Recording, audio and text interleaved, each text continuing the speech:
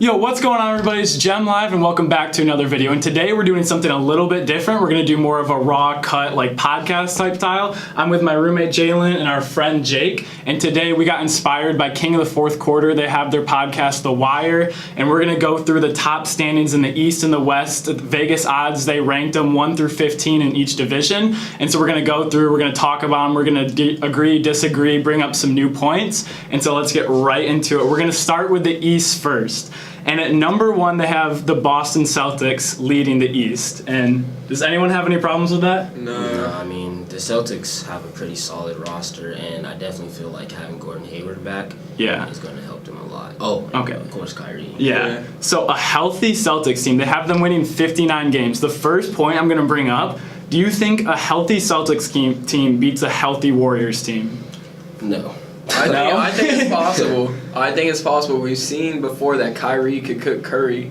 And then, I mean, if you go down the line, of course, it looks like the Warriors have the advantage because they're the best team in the league. Yeah. But at any given day, we've seen Steph and Clay have off games and stuff like that. So if the Celtics play up to the occasion, then I think they can definitely win. And honestly, like with like the chemistry and everything, I think Brad Stevens and Steve Kerr is almost like a wash, and I almost give the advantage to Brad Stevens because the Celtics, without their two main stars, have such good chemistry, and they're going to be so deep. I know the Warriors have like their strength in numbers, but I think that could go the same way with the Celtics. So I don't think we have any problems with the Celtics at number 1, but we're really excited. We hope they stay healthy to make the playoffs that much more interesting.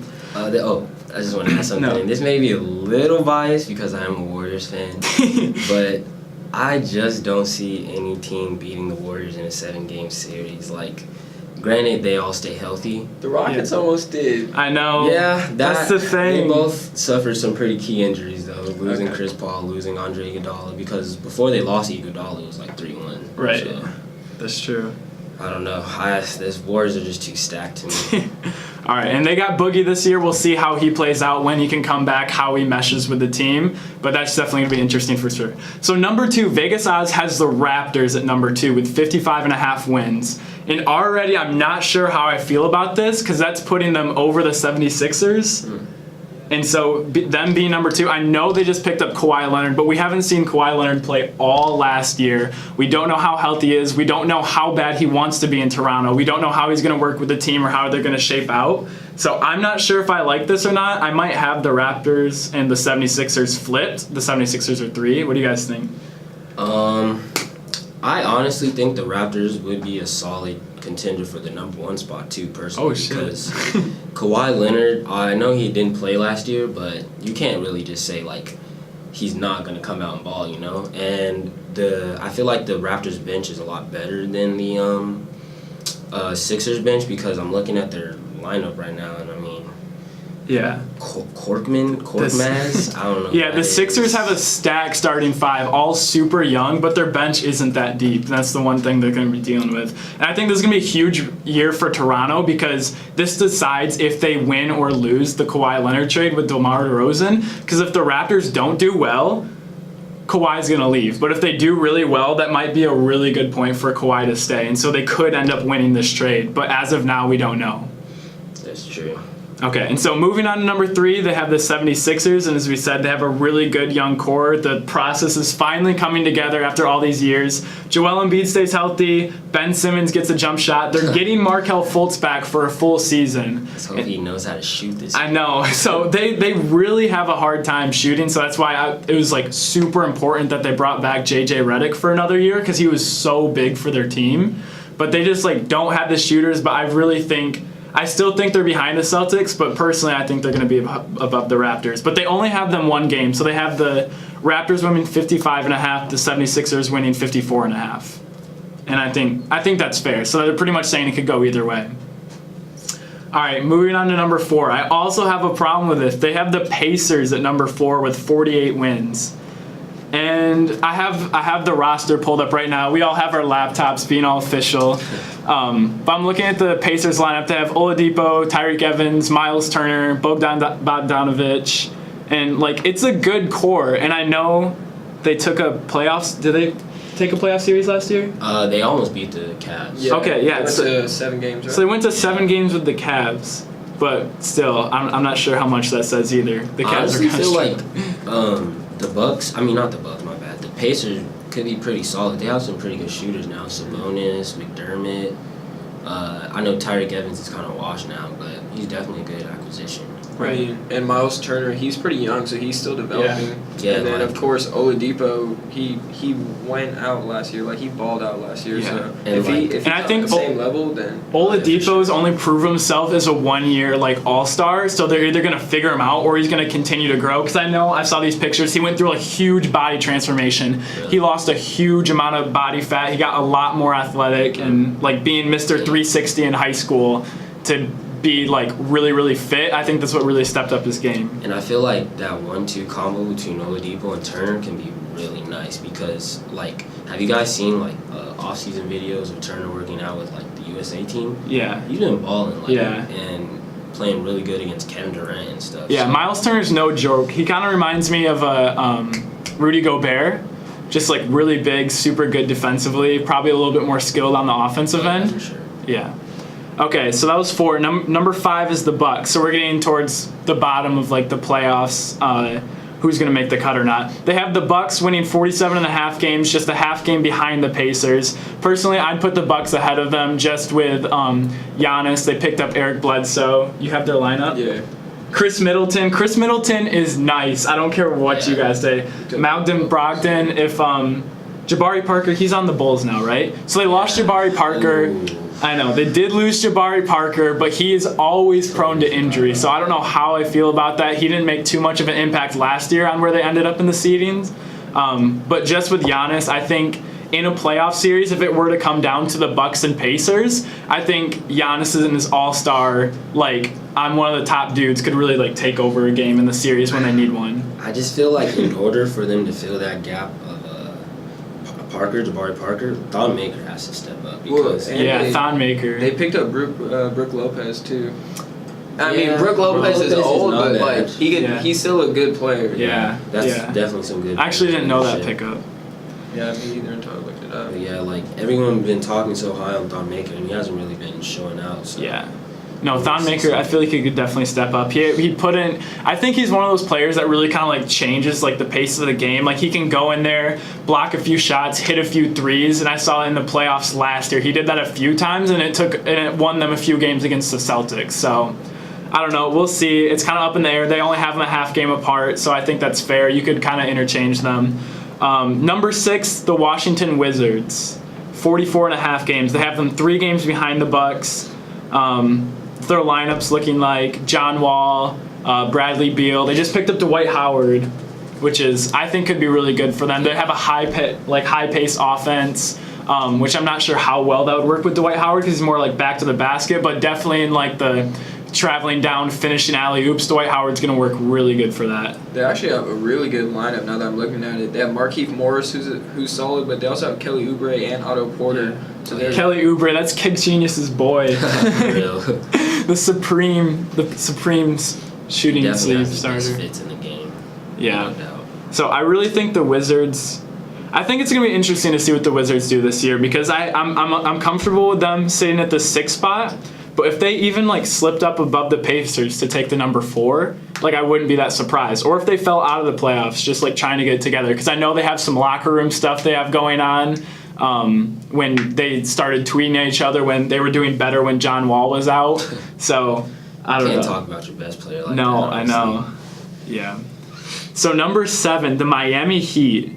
Okay, honestly, I don't watch that many Heat games. When the NBA season rolls around, I try to watch as many teams as I can, but teams like the Heat, the Hornets, the Nuggets, like I just like don't watch that many games of them. So I really don't know. Does anyone have their yeah. So Dwayne Wade is making his one last dance. All right, we talk about Hassan Whiteside for 1 second because he was tearing up the league at one point. He got a super max deal and then just started coasting. He got way worse. I don't know what happened. Does anyone know? Honestly, I don't know. It is weird because he was definitely looking like he could be one of the best centers in the league right now, and then like kind of after All-Star break, he just fell off. So Right. might just be a mental thing. Yeah, and then they have James Johnson, Gordon Dragic. They have another Johnson. They have Tyler Johnson, Deion Waiters. Deion Waiters is solid now. He used to be garbage, but Yeah. Yeah, honestly, I feel like this might be a good year for them. I think Vegas might have underrated them. 41 wins. I feel like they could easily take that fifth or sixth spot from the Bucks or the Wizards. Yeah, so. And you can't forget about Goran Dragic. Even though he was a reserve, he was an all-star last year. They picked him over Ben Simmons, so obviously he can make some noise. I didn't get to watch him that much, and he's probably, from what I've seen, just like the games I have seen of him, he's really fundamental, not that flashy, but he gets the job done. He puts up the numbers. He gets his team's wins. And so the Miami Heat, what seed were they last year? Does anyone know? Or did they make the playoffs? They made the playoffs. I know they made the playoffs, but I'm pretty sure they got Sixers. swept. So they were what, the fifth seed? Yeah. Fifth? We're that high. I was thinking more 6 or 7. Oh yeah, 6 actually, 6. because the Sixers were the third seed. Okay. So they made the playoffs last year. They kind of have them at the same spot this year, but with things shaking up with LeBron moving, that allows a lot of teams to move up in the East. And so them kind of staying still, that means like other teams are getting better. They haven't really made any trades to pick up new talent or old talent. I don't know if they're in a rebuilding. They're kind of in this like purgatory between you don't have like a super young core, you're not a high seed playoff, but you're also not rebuilding. And that breeds us to our the number 8 seed, the last playoff seed, is my Detroit Pistons, winning 38 games. And I love the Pistons. I've been to a lot of games, but I don't know if I agree with this one or not. Honestly, the Pistons just aren't doing it for me. I know they tried to shake some things up at the end of the season, picking up Blake Griffin, pairing him with Andre Drummond. Oh, but another thing, I feel like the only reason they were so bad last year is because Reggie Jackson was injured. Yeah, Reggie Jackson was definitely looking like a top point guard in the league. Not like top 5 or anything, but he was definitely solid. And now that they have Zaza Pachulia, I mean... Zaza. Why did they pick up Zaza? Legend. When I saw that, all that going on, all these teams are getting hyped. The Lakers, yay, we got LeBron. The Warriors, yay, we got Boogie. And I'm looking like, what are my Pistons doing? Oh, we picked up Zaza. That's awesome. So I'm not sure I agree with this. Going over the next few, I'm going to talk about who might be able to take the last few playoff spots from the Heat and Pistons, which number 9 is the Charlotte Hornets at number 33. Oh, yeah. With winning 33.5 games, a whole 5 or 4.5 games behind the Pistons. So they don't really even have the playoff race that close. And I don't really have a problem with the Hornets. I have a problem with Kemba Walker. Dude, you need to get out of there. You are wasting your talents on that team. You could go somewhere and pair up with someone and really make some noise. Yeah. Like, imagine if him and Anthony Davis paired up. Yeah. That'd be pretty nasty. If he went to because I think Anthony Davis is in the same boat. I think he's wasting his talents. I think he could be arguably the best player in the NBA coming up this next year. But him, like, just wasting his talents like that doesn't help his spot for MVP. Like, I feel like he's getting underrated because he's on such a bad team, and people are saying that he's getting all these numbers because he has to do so much. But I think you put him on any team, and he's going to be their number 1 option in some regard. So moving on to number 10, the Brooklyn Nets with 32 wins. Actually, let me look up the Nets roster because it's not that bad. And they could possibly land Jimmy Butler, so... Yeah. So with this list, all this news with the Jimmy Butler stuff just came out, and he's still on the Timberwolves. But for those of you guys that don't know, Jimmy Butler requested a trade out of the Minnesota Timberwolves, and his options are the Los Angeles Clippers, the Brooklyn Nets, and the New York Knicks. And so that's going to kind of shake up this list. So with the Nets being the number 10, if they do pick up Jimmy Butler, because their lineup right now is D'Angelo Russell, Jared Allen, Joe Harris, Spencer Dinwiddie. That guy is super athletic, super tall for a point guard. Kenneth Faried, who's pretty old. Rondae Hollis-Jefferson. I've seen a few videos of him playing Fortnite with some of my people. That's about all I know about him. But, like, this team isn't terrible. Yeah, and even if they wanted to put together a package to trade for Jimmy Butler, they could get Rondae Hollis-Jefferson out of there. Karis LeVert's a pretty solid point guard. Definitely not, like, something you would like, oh, yeah, let me get that guy. Yeah. But they can even put in Faried, and that'd be a pretty good package for them. If they could pick up Jimmy Butler and pair him with D'Angelo Russell, because D'Angelo Russell was hurt some of last year, and when he was in, he was tearing it up. He was like a totally different player than when I saw him playing on the Lakers. So that was the number 10 seed. The number 11 seed is the Orlando Magic. And they just picked up Mo Bamba, didn't they? Yeah.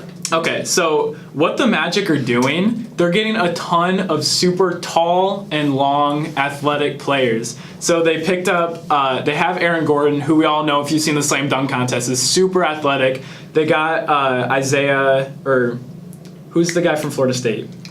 Let me check. Oh yeah, 1 second. Sorry, thinking of names. The Orlando Magic. Like I just don't watch that many Magic games. I know they picked up Mo Bamba. They don't have a point guard. I know that for sure. Gabe York. It's not Gabe York. Is It's it Isaiah Briscoe?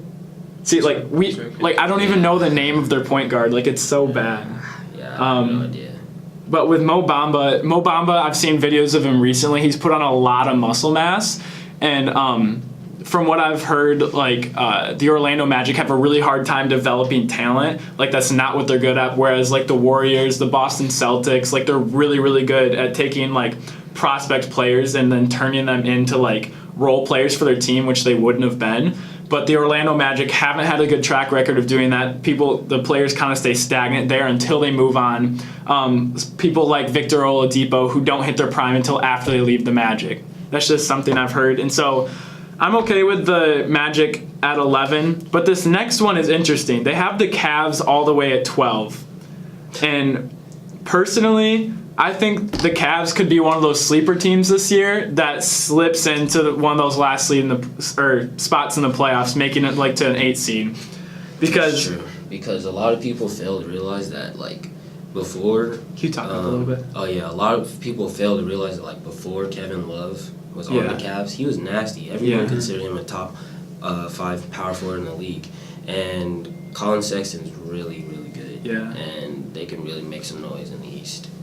Exactly. And then, like Kevin Love, he had his role as the leading scorer on the team. And then when he went to the Cavs, he accepted his role as like a spot-up shooter, an outlet passer, and that's kind of what he became into. And to still like be an all-star player, like while having to play that role, he's going to have his old role back with players like JR, Tristan Thompson, Kyle Korver, Colin Sexton. And so that's not a bad team. And I know they didn't have good chemistry. And I hate to say it, I know, like, right now I believe LeBron's the best player in the league right now. But I don't know how much he could throw off a chemistry of a team. I know he could definitely make a chemistry because he did it with the Heat. But I don't know if he completely threw off their chemistry. They have a solid team. Like if you look at player by player, it's a good team. They're pretty deep.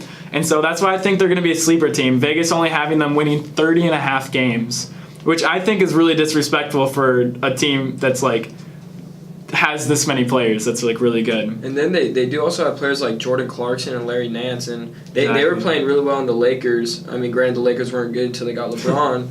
But they were pretty good, and then also last season, Rodney Hood started turning up towards the end a little bit. So if those players step up, then they can win some games for sure. And I know if you guys don't watch that many Utah Jazz games and you just saw Rodney Hood on the Cavs, that's not the same Rodney Hood that was on the Jazz team. He was one dropping like 22 points, and he was averaging over 20 points. And so that's not the person you saw, but you might be able to see these people that were kind of like in LeBron's shadow and kind of like taking a different role they're not used to, maybe not playing their full potential, but maybe this year I think they could like really step up and start to make some noise.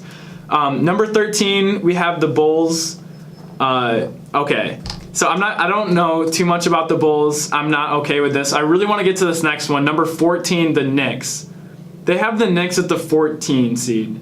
And I think that is hella disrespectful to the Knicks. I do not, So they have Kristaps Porzingis, Kevin Knox, who tore it up in the summer league. No one was really expecting that. They picked up Joakim Noah, Frank Ntilikina. He's obviously like a raw prospect. We haven't seen too much of him, but I don't know. He was like their like 4th overall pick like 2 years ago, so they saw something in him, and they developed Kristaps. Like people booed when they picked Kristaps, and just like they booed when they picked Kevin Knox. And so putting them at the second to worst team in the East. And especially if Jimmy Butler goes to the Knicks, because that's a possibility. He's one of their top 3. So this could definitely be shaken up, and I think that'll be a lot of people be surprised by the Knicks this year. And since these are the Vegas odds, they have them winning 28.5 games. So if you're taking my advice, go out and put money on the Knicks winning more games than that, because I just don't see them being that bad. And then they do also have Enes Kanter, who's definitely solid on the Thunder. Exactly. And then Tim Hardaway is he's become a decent player. But the only thing about the Knicks, I feel like comparing to football, like the Cleveland Browns, they've had a solid roster, but they just have a losing culture. And I feel like that's how it's been with the Knicks nowadays because, I mean, Kristaps is one of the best players in the league, in my opinion. Like, he's definitely a really solid player. And then especially with Carmelo. Carmelo's washed now, but they should have definitely been winning more games than they have. So Exactly. if they could turn that around, then this team is, like, one to do it.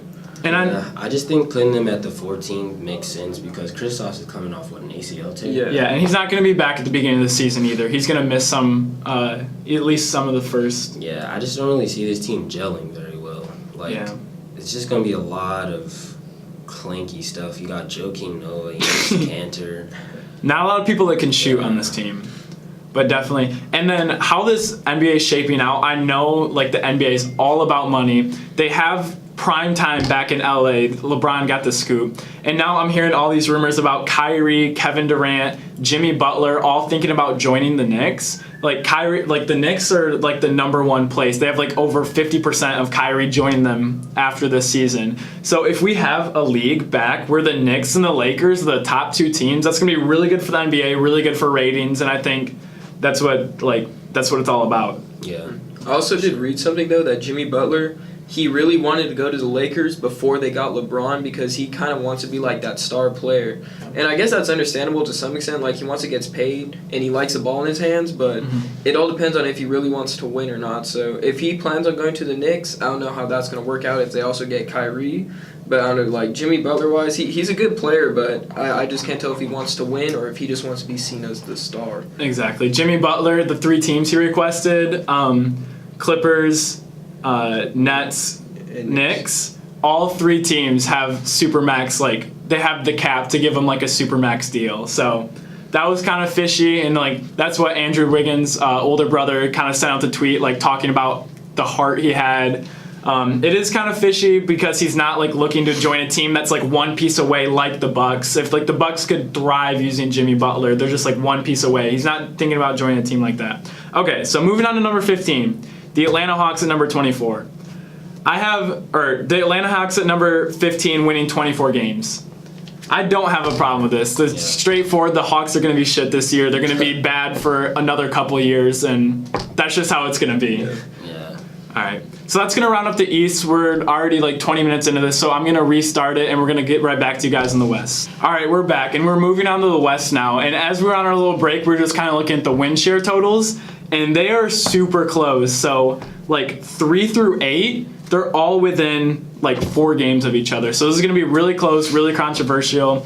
But the part that isn't controversial is who's number 1, Golden State Warriors, 62.5 games they have them predicted winning. And the only thing I think you could argue with that if they're going to win more or less games than that. So I see them going for at least 70 this year. if they got another 70 win season, if they're healthy, if Boogie mushes well, if he comes in, like any given night, like they don't even need to play all 5 of their all-stars the same night. They could like have a rotation where 2 play one night, 2 play the other night, 1 plays this night, and they could still almost be any team because they're so deep. Like their backups can like beat some of these bottom teams in the East. That's like true.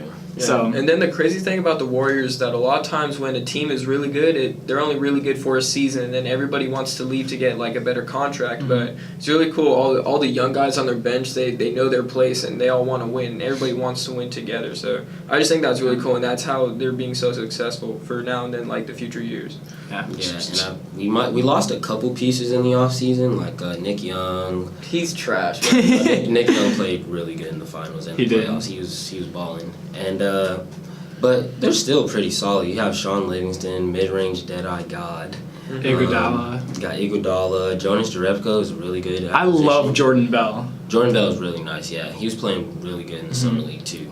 So athletic. He just love that guy. And who reminds me of Jordan Bell, the Celtics just picked him up with like the 27th pick, Robert Williams, in the draft. He reminds me a lot of Jordan Bell, and so if he plays the same role as Jordan Bell does on the Warriors, that's going to be another scary piece that the Celtics have. And how they're going to distribute these minutes, I'm not too sure about. That's up to Brad Stevens. He's a great coach. He's going to figure it out. But moving to number 2, Houston Rockets with 56 wins, 7 games behind, or almost 7 games behind the Warriors.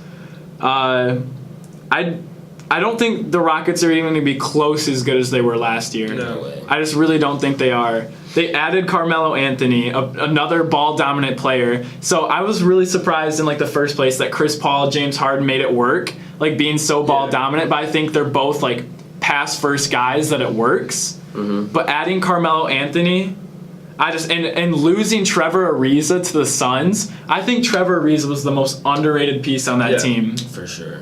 And I feel like offensively, of course, they're going to be good. Mike D'Antoni's the best offensive coach in the league. But it's just really going to be hard for them to play because P.J. Tucker is like 6'5" at He's not small. tall. Yeah, He's no. small. Carmelo is probably putting up his worst numbers ever. Yeah. And their bench just doesn't look good. No. Like, Brandon Knight's definitely a good backup. They got point guard. Marquise Chris too. Marquise Chris. Marquise Good Chris, he's crazy acquisition. athletic. It just depends on if he's gonna get developed or not. Because he's Yeah. still relatively young, but He needs just to reach won't. that point. I just don't really see him playing if he can't shoot. Mhm. This whole team can shoot. Yeah. Well, last year they could. That's true. And what we saw with the Rockets last year, they were the number one seed in the West. They're a really good regular season team, and I think that's because night in and night out, when coaching is one of the main things to winning games, Mike D'Antoni is really good. Which he was Carmelo's coach in New York, and he was the reason Carmelo wanted to leave. So now that they're teaming back up, it's kind of weird to me.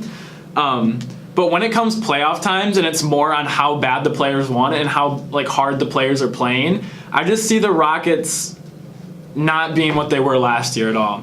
And so, not wasting any time, let's go to number 3, Utah Jazz. So they have the Jazz at number 3 with 49.5 wins. And I'm not sure how to feel about this one because we haven't seen the Thunder yet. We haven't seen the Lakers. Pelicans swept a 3 seed last year. What do you guys think about the Jazz? They're not going to be that good. I mean, I feel like that's just like a Jazz stigma though. Like you look at the Jazz at 3 and you're like, that's crazy. But if you look at their roster, I mean, Donovan Mitchell is a beast. Rudy Gobert is constantly Defensive Player of the Year talks, and Joe Ingles is like one of the most annoying players in the league. Like he can, whenever he plays against people, he always gets under their skin, and he's a solid player. So if you actually look at the team, they're not bad. They have a pretty good bench too. So I feel like it just depends on how everybody plays, and I feel like that's how a lot of the teams in the West are too. and I know the West is always close, but I just don't see them edging out teams like the Spurs. I know they beat the Thunder last year, but now that they don't have freaking Carmelo as an anchor weighing them down, they're going to be so much better. I feel like, okay, we'll get to them later, Right. but I don't see the Jazz being that much better than 12 other teams. And Jake makes up a good point though, because I saw the statistic online. It was the Warriors and Cavs had over 70% of their games on national primetime television, and then the Jazz had 2 throughout the entire year when they played the Warriors and when they played the Cavs. So if you're an NBA fan or not, if you're not in Utah, you're probably not watching that many Jazz games, and that's just how it is. So when it came playoff time and it was wow, the Jazz are good, they've been balling out all season. So they haven't been doing anything different, but I definitely don't like them at 3. I'm going to disagree with that. But since everything is so close right underneath them, we'll try and give you our list afterwards. And so that moves us to number 4, Oklahoma City Thunder, re-signing PG-13. They have them winning 48.5 games. And I think they're going to do better without Carmelo Anthony, personally. I think he really weighed them down. I think he took I think Russell Westbrook by himself is just going to do whatever he does. I think he can work with another person, so bringing in Paul George is really good. But I think Carmelo took away from Paul George. I don't think he took away from Russell Westbrook. I think he took away from Paul George. So I really think we're going to see what PG-13 was on the Pacers, on the Thunder this year, which is scary. Another thing you might have to watch out about for the Thunder is out of nowhere, Westbrook had a knee surgery. Oh, Yeah, that's so right. That's going to be a little scary to watch this year because it definitely wasn't really intrusive or anything, but it's going to stop them early in the year. So Yeah. I just hope he comes back healthy. Yeah, that's exactly what happens to these really, really athletic, bouncy point guards that are always coming up so high and landing so Derrick Rose, youngest MVP in NBA history. there was videos before he got hurt on why Derrick Rose is going to get hurt on how he lands. He just lands wrong. He lands on one foot, and you see Russell Westbrook jumping up in the air he's trying to get every single rebound, every single putback, every single layup. He's trying to get the foul calls, and then he's getting hit in the air and coming down, landing awkwardly. And I've seen a few times where he just pops right back up, and I just don't know how many times, especially after even a minor surgery like that, how much more at risk he is doing the things he does night in and night out, because he's all hustle. And for how hard he plays, that could be scary if he starts racking up injuries like that. Oh, and another thing, Andre Roberson got hurt at the end of last year, and I feel like that was a very big reason why they lost to the Jazz. Yeah. Because if you put Andre Roberson on Donovan Mitchell, I don't think he plays that good 3-and-D But guy. Andre Roberson, I guess if you just look at him as a defensive player, he's good, but he can't shoot. You need to be able to score. Because if he's just in there the whole time, then they don't even have to guard him, basically. You can't make any free throws. You leave him wide open from 3, he can't make any of those. So, I don't know, he's a good defensive player, but I feel like if they really get a better shooting guard, someone that's more well-rounded, I think that'll help the team a lot. Yeah, and Dennis Schroeder, they picked up Dennis Schroeder. I'm seeing this now. I didn't even know that. But if they do need to, hold back or put Russell Westbrook on a minutes restriction, I think they're going to be fine with that. Yeah. Sorry. So we're spending a lot of time. This is one I really want to talk about, and we can kind of go through the other ones a little bit faster. Number 5, they have the Lakers at number 48. And I think that's disrespectful for LeBron. I don't see LeBron being in a playoff series lower than a 3 seed. I think the Lakers could take 3 seed, and their team, they have the meme team now, but I don't. I'm going to look up this roster just so I can be accurate with this. They have a really good young roster, and That's true. you saw them developing this year, but, you saw LeBron take the Cavs to the finals last year. If you put any other player on that team, any of the top players, the Cavs are not going to make anywhere near the finals. So this Lakers roster, I'm a Lakers fan, but they were already developing, and then as soon as you put LeBron on there, they can go really far this year. The only thing I don't like about the Lakers team is every single LeBron team that he's usually had a gang of shooters around him. This team they're not the best shooters. You got Rondo, Lonzo, who was really stinking it up last year. Brandon Ingram's solid, Kuzma's solid, Lance Stevenson's not the best shooter, Beasley's for sure not a shooter, JaVale McGee, I seen the video of him shooting. But everyone he's the same. Josh Hart's solid, but he's solid. it's just I don't see too many good shooters. But Caldwell Pope is decent. Yeah. So I have a theory about playing this. with the ankle brace last year? He was on house arrest or something. All right, so I have a theory about this because Magic Johnson, GM of the Lakers, talked to LeBron before he signed, and they talked strategy, and then they put this team together. And so I think they have something planned that none of us really would be thinking about what LeBron did. So LeBron is getting up there, older in age, and his ball usage rate is only below Kyrie and Russell Westbrook. He has the ball in his hands all the time. He played 82 games last year, and we saw it in the finals. He would get tired towards the end, and he couldn't put the team on his back like he could. My theory with this is not surrounding LeBron with shooters, but surrounding LeBron with people that can have the ball in their hand, get other people involved, get buckets, get LeBron off the ball. And so late in the game, LeBron has all his energy. I like that. So that's my theory with that. I didn't like this roster either, replacing because he had Ray Allen, he had Kyle Korver, he's had. So those are the main 2. But he just doesn't have that this year, and that's my theory. I think they're going to try and get the ball out of his hand. He can take some breaks. This is a good defensive team. This is a really good defensive team. And I do want to stay on them just a little longer because everyone's saying, why'd you pick up Lance Stevenson? I know I was just talking trash on him. Lance Stevenson is really good. On the Pacers last year, he was balling. He was playing probably his best ball in a long time. JaVale McGee, although he's very stupid, he got a lot better. Shacked in the full king. He plays really good. Yeah. And I really want to see how Kuzma does this year. I know Lonzo changed his shot up, so that should be interesting. All right, last point on the Lakers. Who are you starting, Rondo or Lonzo? Lonzo. I think you got to start Lonzo because Rondo's out of his prime. I think he's there just as he's the 6th man, but I don't think you can start him anymore. And I think if Rondo can can coach Rondo and can develop Lonzo into a 6'6" Rajon Rondo, Yeah. that's kind of scary because that's exactly what he is, and he's already a better shooter than him. And see, like, I just don't like how they kind of just dropped D'Angelo Russell because look how good he was playing. Yeah. So just give Lonzo a chance and see what he can do this year. Okay. Should be good. I'm gonna say one more thing. I think the 3-point shooters. There's this rookie they got. I can't say his name, like Sviatoslav Mikhailik or something. I think it was him that was in the summer league, and he had like 10 threes in a game, or was it Mo Wagner? Was it Mo Wagner? That's the guy from Michigan. Okay, like somebody was hitting 10 threes, so they do have a spot up shooter if they decide to utilize him and trying to like develop him, because they have a lot of young talent. So if they're able to develop everybody, they can have a stacked roster. That's my Michigan boy. Shout out Mo Wagner. All right, so that was just number 5 seed. So personally, we can talk about this a little bit later, but I have the Lakers at number 3 behind the Rockets. Number 6 is the Nuggets. This is interesting for a few reasons because if you guys don't know, this is how the season shaped up last year. It was between the Nuggets and the Timberwolves. They were both tied going into the last game, and they ended up playing each other. Timberwolves won. Nuggets barely missed the playoffs.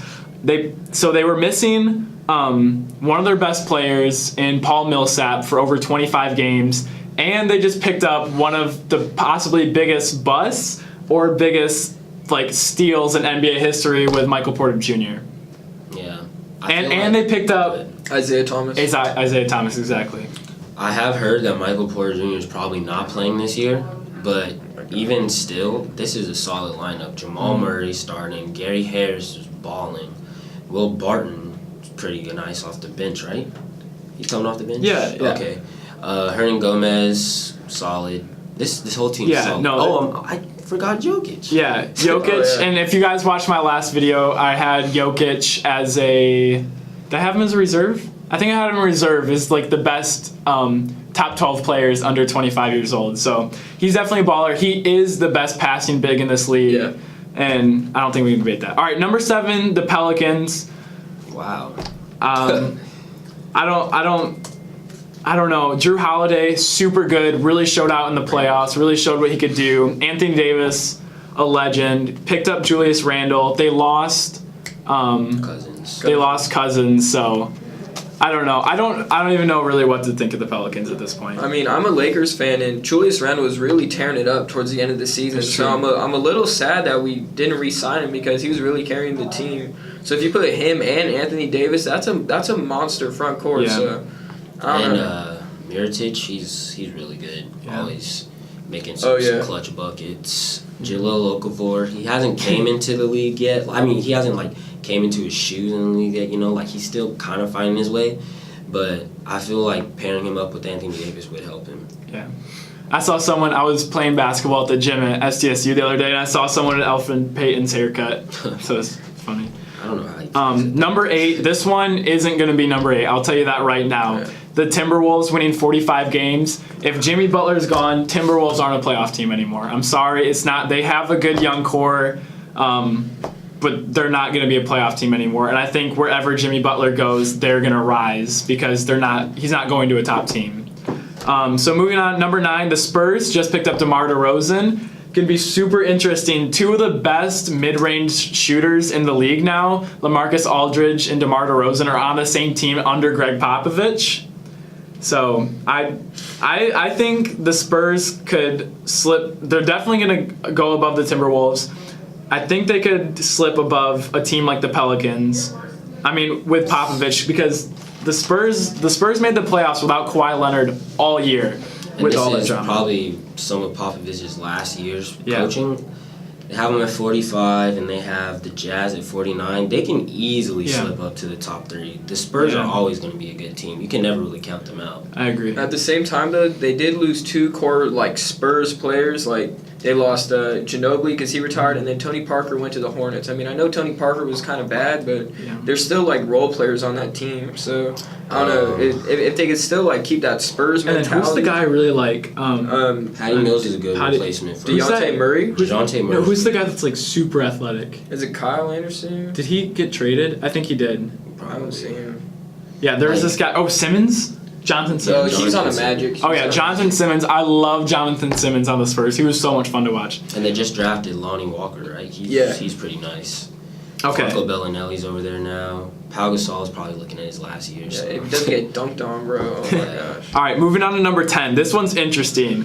From last year, Trailblazers being a 3 seed to being a 10 seed this year, that's pretty crazy to me. And did they make that many? I don't think they made that many moves. They kind of have the same team. That's fair. I mean, they were 3 games away from not even making the playoffs. That's true. This is what I'm saying, guys. Like, we're saying, like, this team's definitely going to... But they're all close. They're all within, like, a half a game of each other. So the difference between, let's see, the number 9 seed and the number 3 seed is 4 games. And, like, I'm so disappointed in the Blazers. I really thought, like, this was going to be a year that they make a run because Damian Lillard gets better every year. And I MVP feel like, candidate last year. yeah, he needs to get out of there. He's just like Kemba Walker. He has to find another place. Yeah. Weren't there rumors of him going to the Lakers? Yeah. Because he's from LA, right? Yeah. Yeah.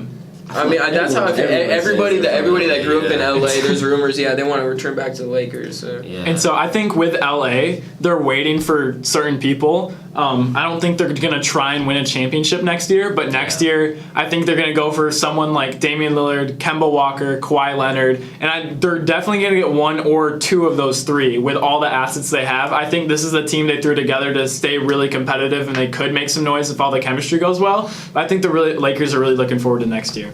Okay, number 11, the Clippers.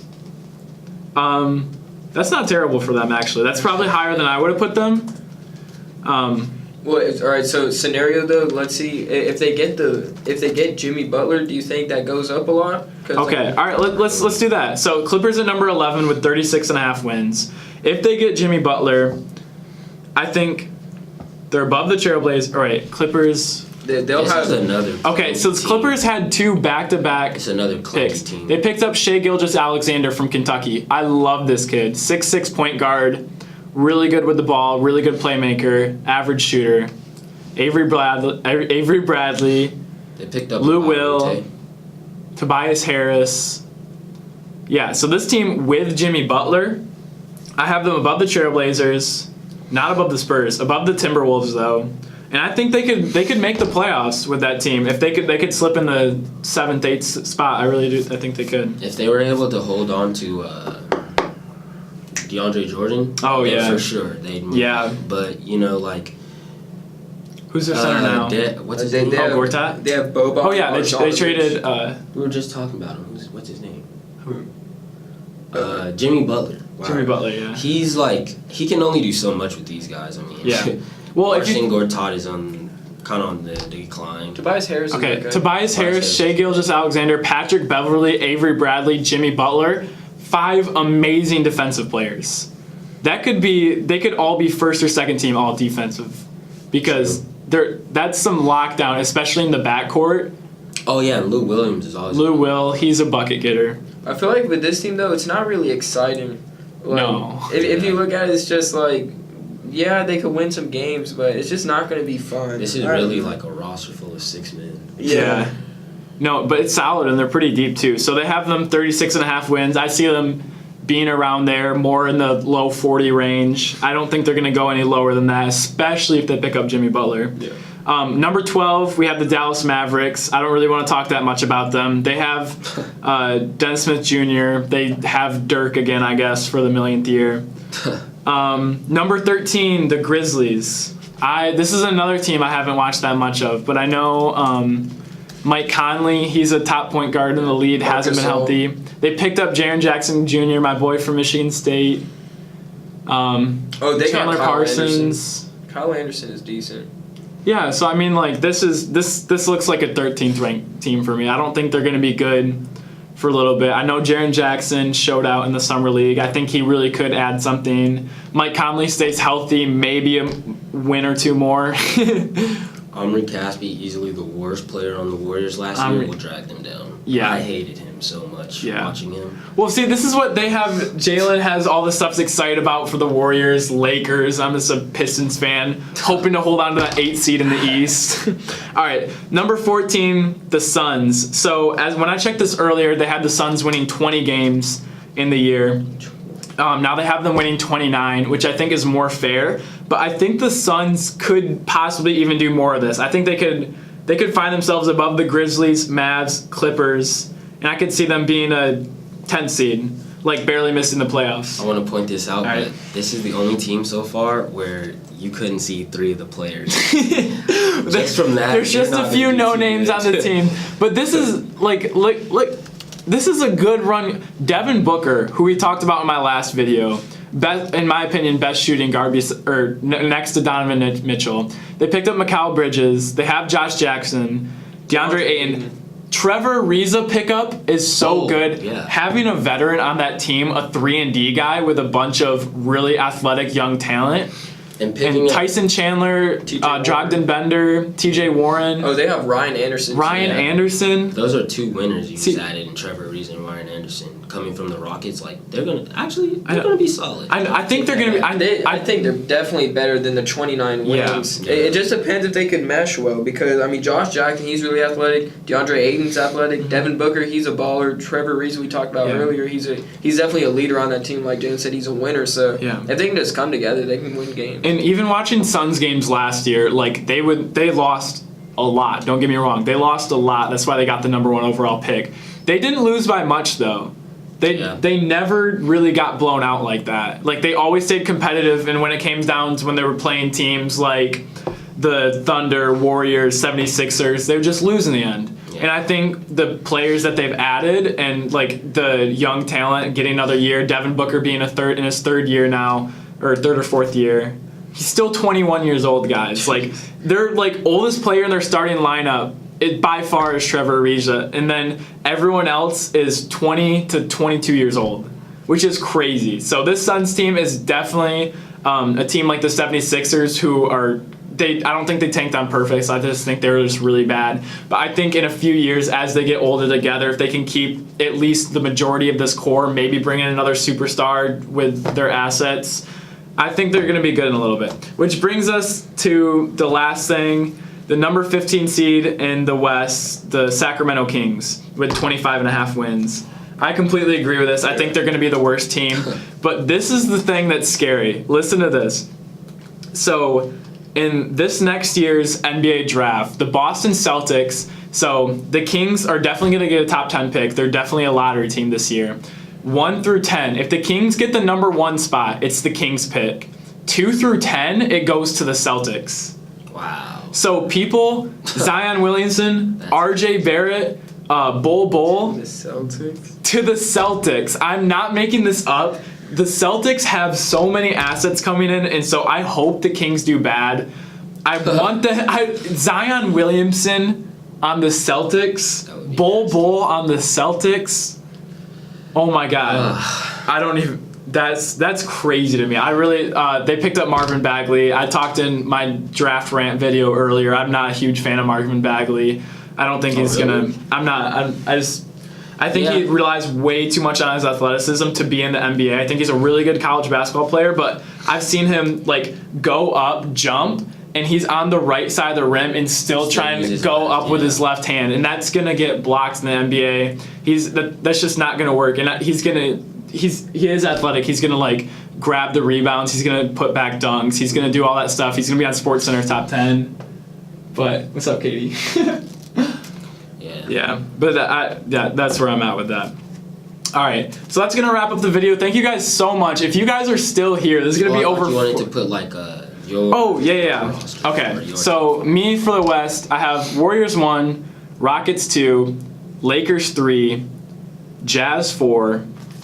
I'm gonna have the Nuggets 5, Thunder 6, Pelicans 7, Spurs 8. So that's my playoffs. So I have the Timberwolves getting out of there. I have the Jazz and Thunder dropping a few to make room for the Nuggets and Pelicans. But guys, it's all so close, within half a game. So I'm not saying Vegas is wrong. I wouldn't go out and tell you to go put out all this money on a half-game win share. But that's just my opinion. And you guys have any closing remarks? Well, for the West, mine is pretty different from this. Of course, the Warriors are number one. Mm-hmm. I actually have the Thunder number 2. Thunder. Rockets at 3. Spurs at 4. I just really think Vegas is sleeping on them. That's crazy. That's true. Lakers at 5 still. They could move, but we just got to see how they mesh.